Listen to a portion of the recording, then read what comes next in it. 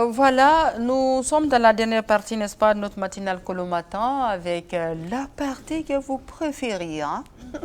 Je vous sais très nombreux à présent devant vos postes téléviseurs, histoire, n'est-ce pas, d'échanger avec Dr Fofana, présent maintenant et ici sur notre plateau, à qui nous disons bonjour.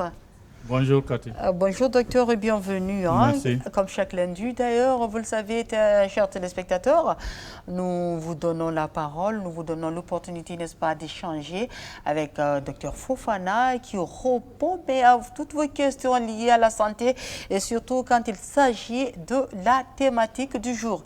Eh bien aujourd'hui, nous allons parler des femmes enceintes. Et donc, le suivi de la grossesse. Oui, le suivi de la grossesse, oui. Le dépassement de terme. Voilà. Pour ceux-là qui sont censés accoucher au 9e mois de la grossesse et que, voilà, je ne dirais pas par miracle, il y a toujours une explication à tout cela et qui dépasse, n'est-ce pas, les 9 mois de grossesse, eh bien, le docteur va répondre à vos questions liées, n'est-ce pas, au dépassement de votre terme de grossesse, le suivi qu'il vous faut, les causes et conséquences. Ça, maintenant, et d'un moment à l'autre, le thème va s'afficher au bas de votre écran. Vous n'aurez qu'à composer le numéro et appeler. Et le docteur va se charger de répondre à toutes vos questions. Docteur, bonjour. Bonjour Cathy. Merci de répondre à notre invitation comme chaque lundi. Merci, c'est un plaisir. Et on ne cessera jamais de vous remercier, n'est-ce pas, pour ce que vous faites pour la population guinéenne. Voilà, c'est un don de soi, je le dirais ainsi. Laissez vos activités, laissez votre clinique et venir à la télé répondre aux préoccupations, n'est-ce pas, de la population. Et il n'y a que Dieu, n'est-ce pas, pour vous payer. Merci en tout cas et nous en sommes reconnaissants. Merci. Voilà. Alors, ce matin, nous allons parler de la grossesse, de la maternité. Alors, la grossesse, dépassement de terme, le suivi et causes et conséquences. Alors, c'est quoi d'abord, voilà, d'entrer en matière, c'est quoi dépasser, n'est-ce pas, le terme de grossesse? Merci. Comme vous l'avez déjà dit, c'est un réel plaisir par la grâce de Dieu d'être là ce matin. La thématique du jour est une importance capitale parce que qui parle de grossesse parle de vie. Et en réalité, la grossesse, c'est ce qui permet, en tant qu'être humain, qui nous permet de faire de la procréation. Donc, en réalité, c'est un processus physiologique normal, mais cela ne veut pas dire que ça ne mérite pas d'être surveillé. Parce qu'il y a des imprévus qui peuvent arriver. Donc, d'où l'importance du suivi des grossesses qu'on appelle souvent, comment dirais-je, la consultation prénatale. Donc, il se trouve que de la conception, c'est-à-dire de rencontre entre le spermatozoïde et l'ovule et la fécondation de l'œuf qui va quitter et venir s'implanter au niveau de la cavité utérine qu'on appelle la nidation. Ce processus-là, en réalité, doit durer pendant 9 mois. Donc, il se trouve que en prenant les 9 mois de grossesse, on peut le diviser en 3 groupes, en 3 périodes. Et à la première période qu'on appelle les 3 premiers mois, le premier trimestre. Donc, il y a le second trimestre qui va du 3e mois au 7e, 8e mois. Et il y a le dernier trimestre qui sont les 2 ou 3 derniers mois de la grossesse. Maintenant, chaque étape correspond de la grossesse à une réalité bien déterminée. Souvent, on se focalise sur ce qui arrive le premier trimestre de la grossesse, à savoir généralement la grossesse ne vient pas à terme. On appelle ce qu'on appelle des fausses couches, qu'on en a déjà parlé. Et maintenant, le second trimestre, généralement, il y a moins de problèmes, mais il peut se trouver que pendant la fin du second trimestre, il peut y avoir l'accouchement prématuré, c'est-à-dire la grossesse n'arrive pas à terme. Et aujourd'hui, on va parler d'une situation dans le suivi de grossesse, qu'on en parle peu, mais c'est une réalité qui existe et dont beaucoup de femmes sont confrontées, c'est le dépassement de terme. C'est-à-dire, en principe, après 9 mois de grossesse, le 9e mois, la femme doit s'accoucher. Maintenant, il se trouve qu'il y a certaines femmes, ce qui correspond en termes de semaines, 40 semaines de grossesse, mais il y a des femmes qui arrivent jusqu'au 9e mois, mais la grossesse continue, et le travail ne commence pas, donc il y a un dépassement de terme. Souvent, ça peut aller jusqu'à 41 semaines. Ça, c'est 9 mois et demi, et souvent, on parle de prolongement de grossesse. Et quand ça arrive à 42 semaines, là, c'est, comment dirais-je, le dépassement de terme. Donc là, il va falloir qu'on essaye d'agir, parce que quand ça arrive à ce niveau, si on n'agit pas, il peut y avoir des conséquences et pour la maman et pour l'enfant. Maintenant, avant de parler des conséquences, on va parler des causes souvent qui entraînent cet état de fait chez les femmes. La première cause, d'abord, ça a un problème de cause héréditaire. Souvent, il y a des femmes et il y a des familles où, généralement, il y a une notion d'hérédité, c'est-à-dire ça se transmet des parents aux enfants. Donc, là, il y a le facteur âge. C'est prouvé que généralement, les femmes qui sont avancées en âge s'exposent à faire un problème de dépassement de terme. Et il y a le problème d'obésité, c'est-à-dire quand on est en surpoids, ça entraîne un problème de déséquilibre hormonal et ça peut entraîner cet état de fait de dépassement de terme. Et il y a aussi un problème de datation, c'est-à-dire souvent, il y a des femmes qui ne parviennent pas à se souvenir de la date des dernières règles sur lesquelles on se réfère pour faire les calculs pour déterminer l'âge de la grossesse.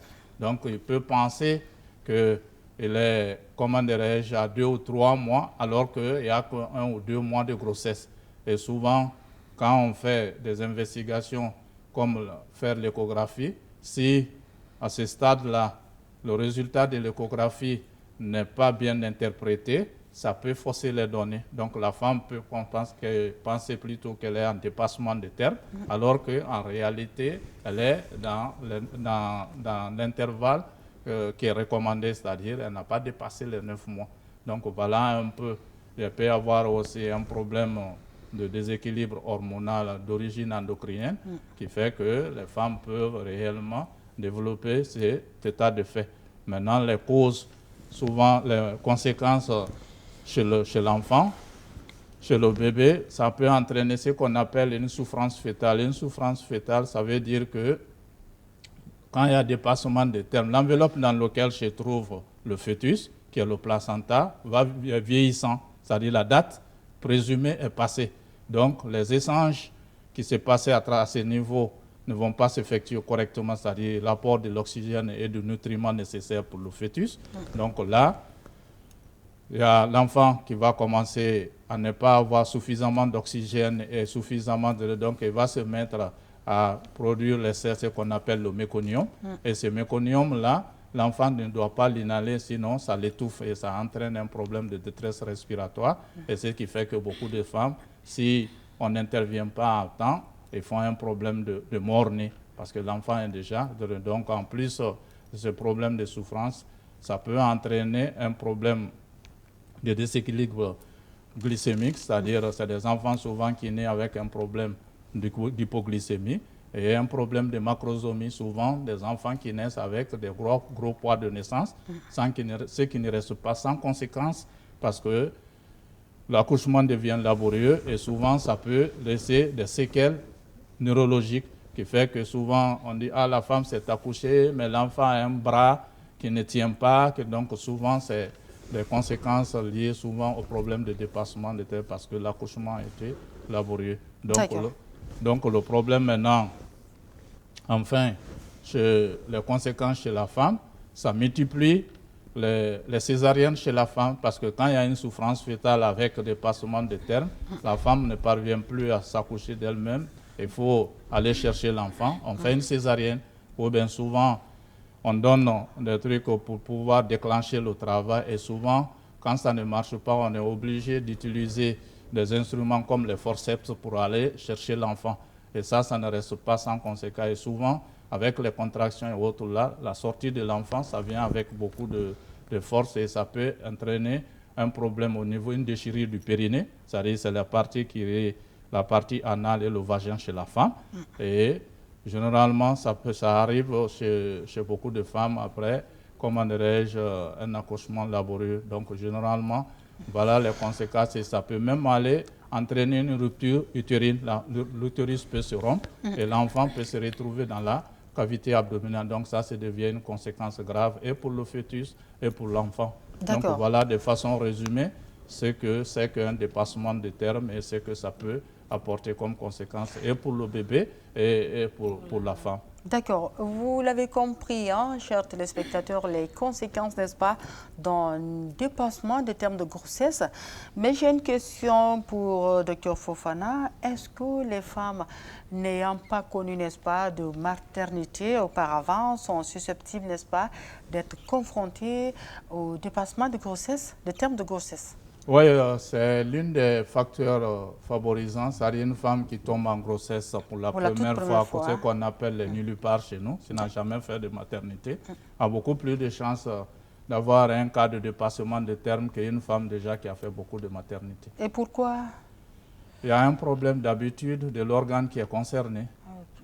Parce que comment dirais-je, la multipare déjà, il y a l'utérus qui est le col qui est déjà souple et qui est habitué à s'ouvrir au moment des contractions et les contractions utérines, souvent l'utérus est habitué, mais cette femme-là qui vient pour la première fois, elle peut avoir un problème de contraction utérine insuffisante et le fait aussi que le col ne se dilate pas, elle peut s'exposer à un problème de dépassement de terme qui fait que l'utérus n'est pas habitué déjà à ce processus physiologique qui est l'accouchement.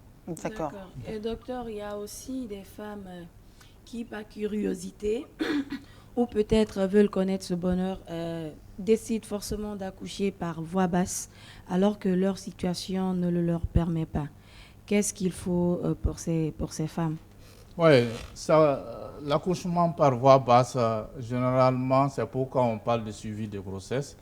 Là, c'est l'obstétricien ou bien la sage-femme qui évalue les avantages et les risques. Maintenant, s'il y a beaucoup plus de risques que d'avantages, on décide de ne pas aller la laisser dire que forcément il faut qu'elle accouche par voie naturelle. Donc c'est à cause de ça qu'on est obligé de l'avancer, de la convaincre de la nécessité d'un problème de césarienne. Quelqu'un par exemple qui a un problème de bassin limite, là c'est un problème de passage, c'est-à-dire le bassin est là et l'enfant ne peut pas passer à travers le bassin. Et là, il faut chercher à créer une autre voie de passage, c'est-à-dire à ouvrir le ventre vers là-haut pour extraire l'enfant. Donc là, à un moment donné, on laisse la femme décider si tant qu'il y a la possibilité de pouvoir s'accoucher d'elle-même, mais s'il n'y a pas la possibilité, on ne prend pas le risque et on l'explique les avantages et les inconvénients pour pouvoir l'obliger à accepter la césarienne. Et docteur, vous entendre tout à l'heure, on comprend tout de suite que l'âge est un facteur, n'est-ce pas, de grossesse à terme dépassé. Oui. Et l'âge est même, n'est-ce pas, comment je vais appeler ça, l'obésité aussi, hein, Oui. voilà, est un facteur qui amène les femmes, n'est-ce pas, à aller au-delà de leur terme, n'est-ce pas, de grossesse. Est-ce qu'il y a-t-il des thérapeutiques, n'est-ce pas, pour radier à cela et quelles dispositions alors faut-il prendre pour être à l'abri de tout cela? Oui, quand vous prenez le problème de trucs d'âge, par exemple, il y a un temps bien déterminé, commencer par la puberté jusqu'à ce que la femme arrive à 18 ans. On dit avant 18 ans, toute grossesse, comment dirais-je, avant 18 ans, c'est des grossesses à risque parce que le bassin est immature. On dirait même prématuré. Prématuré. Maintenant, toute grossesse aussi, après 30 ans, 35 ans, c'est des grossesses à risque parce que le bassin a dépassé sa souplesse. D'accord. Voilà, c'est une question de constitution et de physiologie. C'est-à-dire le bassin, plus la femme avance en âge, plus il y a la souplesse qui diminue. Donc une femme âgée, le bassin n'a pas la même souplesse que celle qui a encore entre 18 et 30 ans. D'accord. Donc c'est une question de fonctionnement, de physiologie. Malheureusement, la constitution de la femme. Et souvent, dans nos sociétés, on constate que quand une femme est en grossesse jumellaire, c'est-à-dire quand une femme attend des jumeaux, des triplés, eh bien, il y a toujours ce petit retard. Qu'est-ce qui explique cela? Oui, le problème de truc de retard en matière de problème d'accouchement, c'est que j'ai parlé tout de suite des problèmes de trucs de datation. Quand c'est un seul fœtus et quand c'est 2 ou 3, le volume du ventre, ce n'est pas la même chose. Ouais. Une femme qui a un seul... On a un téléspectateur. Oh, allô, bonjour. Allô, bonjour. Oui, bienvenue, monsieur. C'est quoi déjà votre nom? Vous nous appelez d'où? Je crois que c'est une dame. Il est parti. Hein? Et bien, l'antenne est à vous, chers téléspectateurs. Abusez du téléphone. Composez tout simplement le numéro qui s'affiche au bas de votre petit écran. Et voilà, rentrez tout de suite en contact avec le docteur. Allô, bonjour. Allô? Voilà, allez-y, docteur. Il n'y a pas d'appelant pour... Donc, le problème, je disais que le volume du ventre, quand c'est une grossesse jumellaire et quand c'est un seul fœtus, ce n'est pas la même chose. Alors, allô, bonjour. Bonjour, docteur. Vous allez bien? Bienvenue, madame. Votre nom, vous nous appelez d'où? Je m'appelle Santa Camara. Je vous appelle Danta. Bienvenue, madame Camara. Docteur, vous écoute. Vous appelez d'où?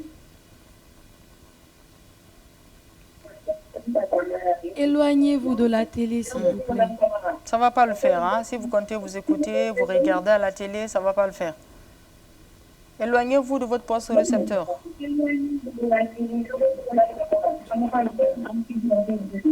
Ça fait de la scène. Allô? Bah, elle est en retard. Hein? Voilà. Si vous devriez vous écouter ou vous regarder à la télé avant de réagir, eh bien, ça ne va pas le faire. Voilà. Quand vous composez le numéro, éloignez-vous tout simplement de votre poste récepteur.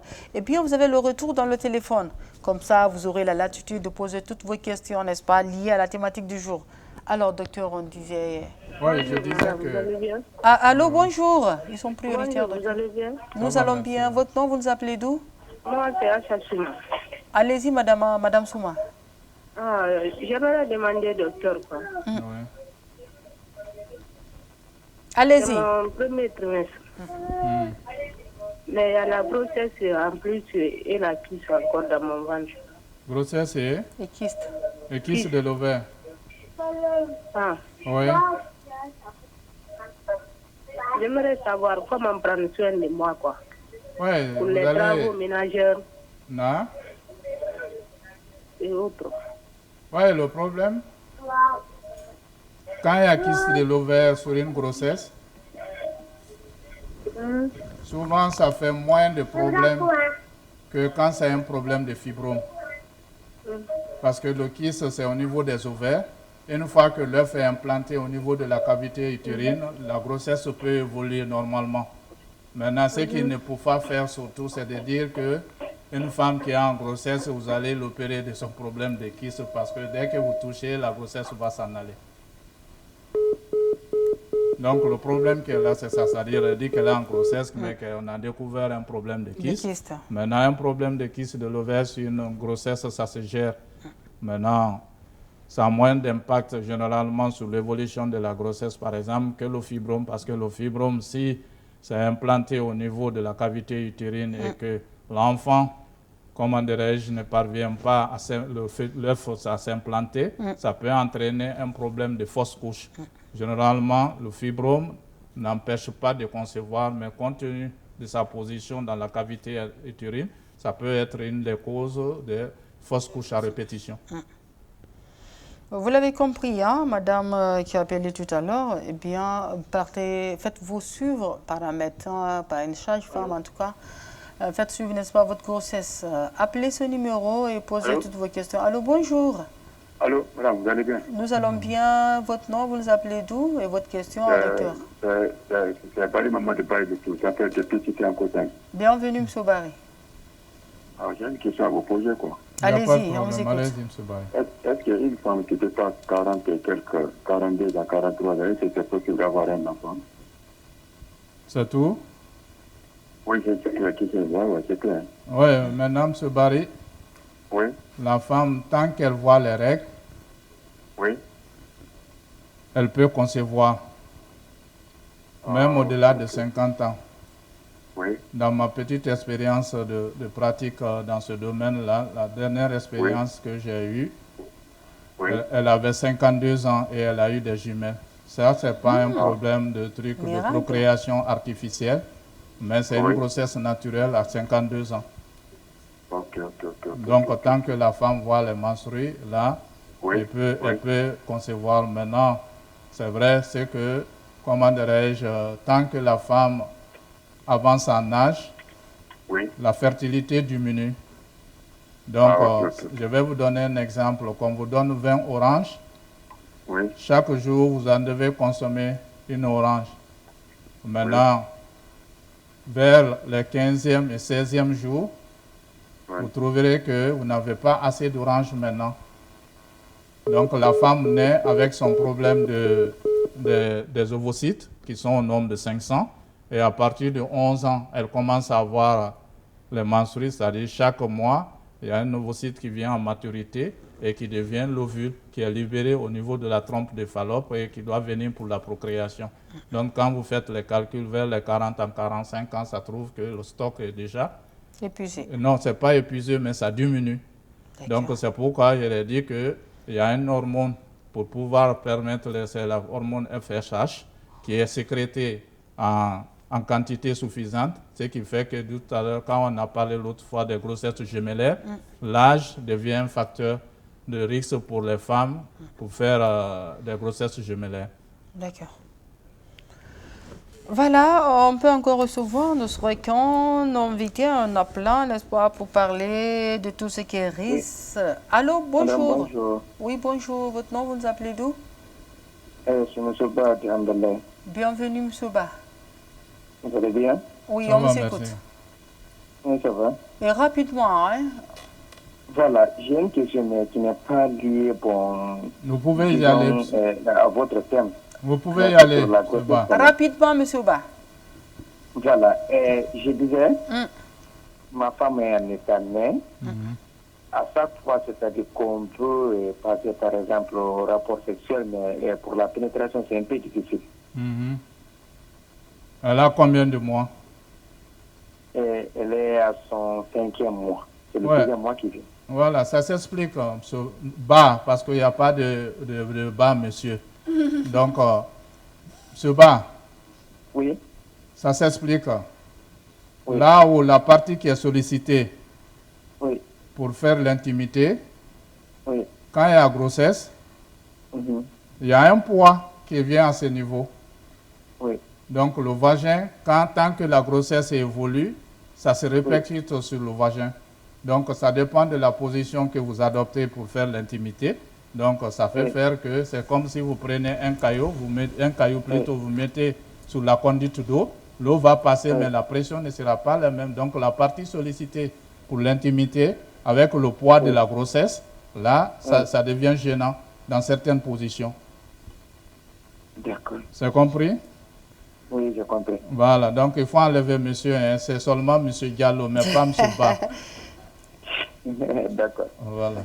Et il est d'accord, hein? De ce côté aussi.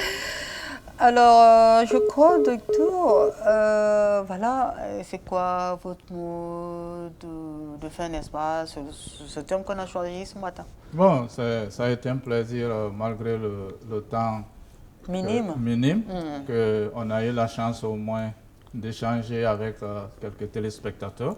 Je pense que c'est l'objectif de l'émission.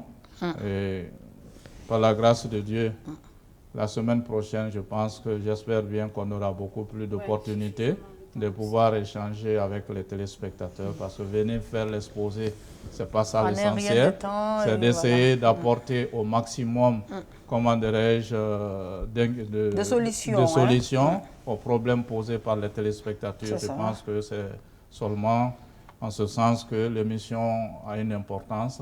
Et Les trucs académiques, je pense que ça n'a pas d'importance. C'est eux qui sont concernés.